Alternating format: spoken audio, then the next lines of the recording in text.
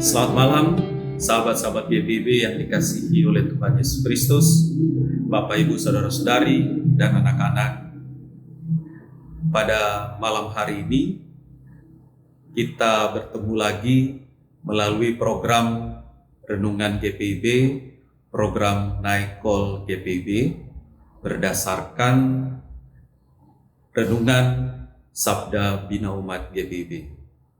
Saya Pendeta Rocky Samuel Karinda, saat ini bertugas di GPIB Galilea Cilacap, Mupel, Jateng, DIY. Sahabat-sahabat GPIB yang dikasihi Tuhan, mari kita persiapkan renungan kita yang malam ini terambil dari Injil Lukas pasalnya yang ke-15 ayat 13 sampai dengan ayatnya yang ke-14.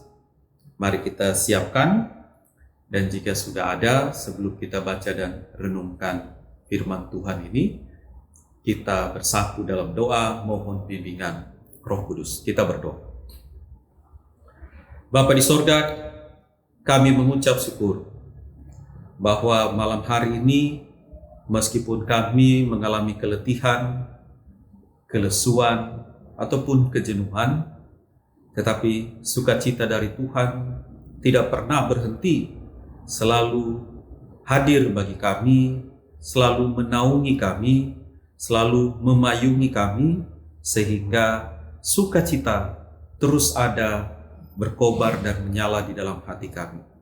Secara khusus pada saat kami akan membaca firman, kiranya Tuhan sertai kami dengan Roh Kudus, agar firman ini memperbaharui hidup kami, sehingga ketika malam kami mendengar firman dan beristirahat, esok pagi dengan penuh sukacita kami menjalani hidup seturut dengan kehendak Tuhan. Ya Bapa, berfirmanlah bagi kami di malam ini, karena kami anak-anak-Mu mendengarkan. Di dalam nama Tuhan Yesus Kristus, Sang Firman yang hidup, kami berdoa pada Bapa di sorga. Amin. Sahabat-sahabat GPIB yang diberkati Tuhan, marilah kita bersama-sama membaca Alkitab sebagaimana tertulis di dalam Injil Lukas pasalnya yang ke-15 ayat 13 dan ayatnya yang ke-14. Beberapa hari kemudian, anak bungsu itu menjual seluruh bagian lalu pergi ke negeri jauh. Di sana ia memboroskan harta miliknya dengan hidup berfoya-foya. Setelah dihabiskannya semuanya, timbullah bencana kelaparan di negeri itu, dan ia pun mulai melarat. Demikianlah pembacaan Alkitab. Terpujilah Tuhan Yesus Kristus. Haleluya. Sahabat-sahabat GPIB yang diberkati Tuhan, apakah tahu nama benda yang saya pegang ini? Ya, pasti sahabat-sahabat GPIB mengetahuinya. Namanya adalah celengan. Celengan ini terbuat dari plastik berbentuk ayam. Pada masa saya masih kecil dulu, celengan ada yang terbuat dari bambu, ada yang terbuat dari tanah liat, keramik, ataupun dari kaleng bekas.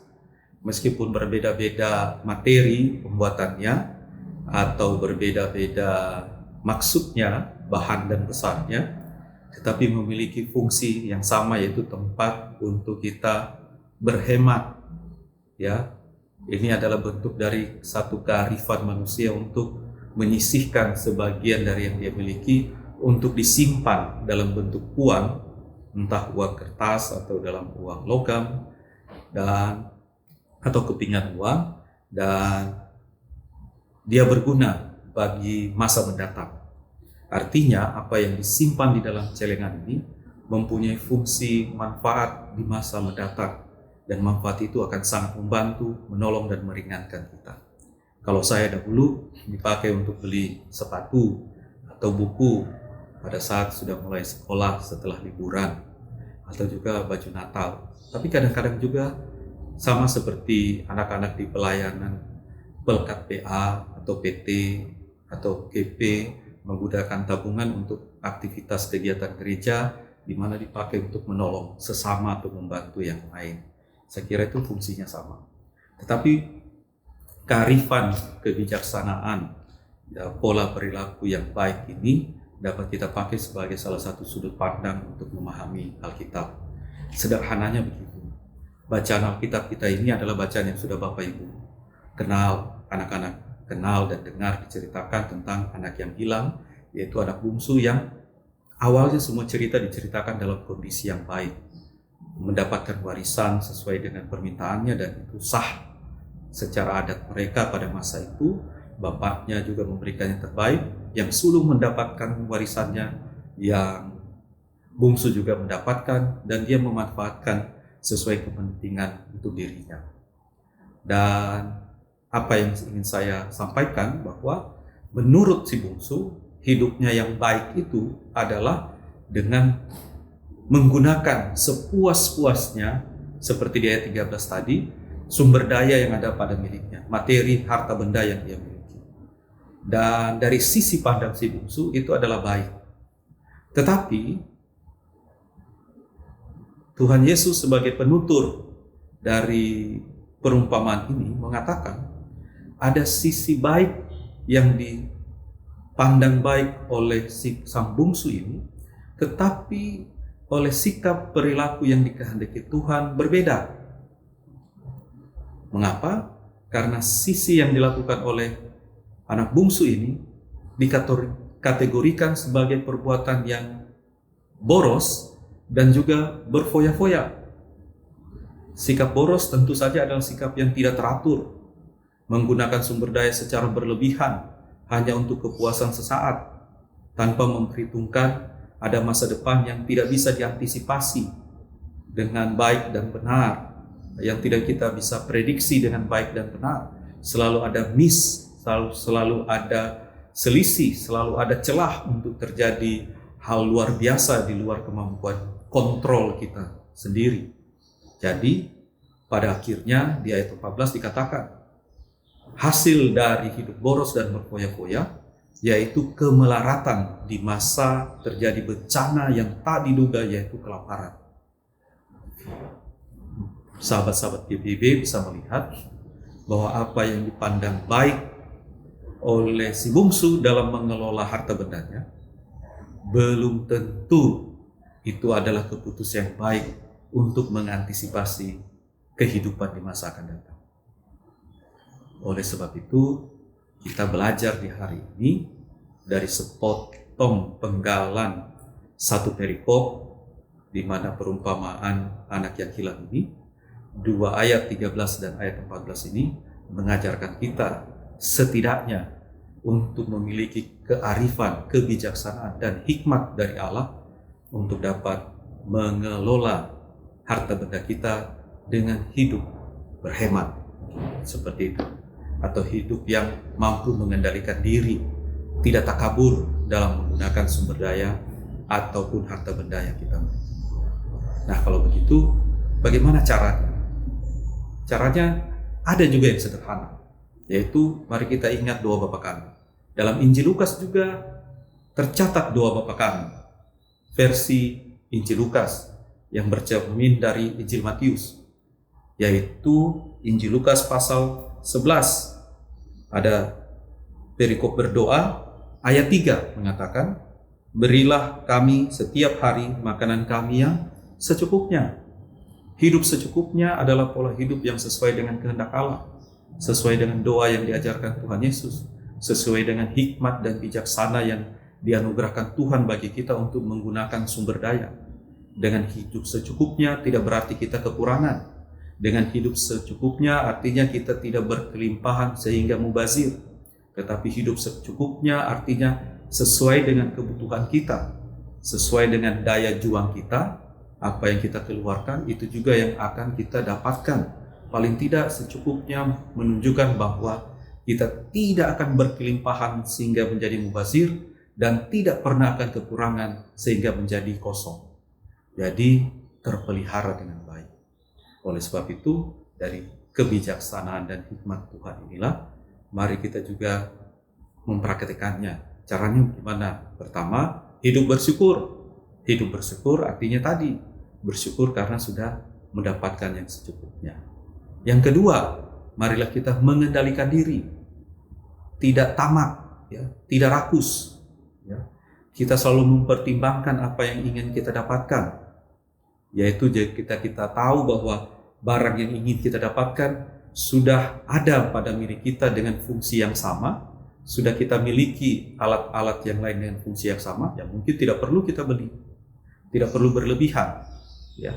Dan yang ketiga, tentu saja mengembangkan nilai-nilai spiritual. Tahu bahwa yang namanya harta benda itu tidak menjadi jaminan hidup kita. Tahu bahwa seperti kata Alkitab lagi, bahwa nengat dan karat akan merusakkannya. Tahu bahwa anugerah terbesar dalam hidup kita itu adalah kehidupan. Itulah yang harus kita pelihara dengan memanfaatkan harta benda, sumber daya yang Tuhan berikan pada kita dengan sebaik-baiknya, dengan secukupnya. Nah, pada akhirnya tentu saja salah satu perbuatan itu adalah dengan menyimpan uang, berhemat melalui celengan, itu salah satunya, atau tabungan pada saat ini, atau apapun yang Ibu lakukan supaya bisa bermanfaat di masa mendatang. Yang berikut juga di bulan Pelkes ini kita bisa menerapkan ya pola hidup yang bijaksana dengan memperhatikan kegiatan-kegiatan pelayanan kesaksian ya, baik di kota maupun di desa, juga tentang kegiatan-kegiatan krisis center, memperhatikan orang-orang yang terkena bencana, atau juga kita memperhatikan bagaimana pelayanan-pelayanan orang di sekitar kita, kebutuhan-kebutuhan, melaksanakan pasar murah sebagai kegiatan diakonia dan berkunjungan juga. Sekira itu yang bisa kita pelajari saat ini, masih Bapak Ibu bisa kembangkan lagi dengan membaca keseluruhan dari perikop perumpamaan anak yang hilang ini.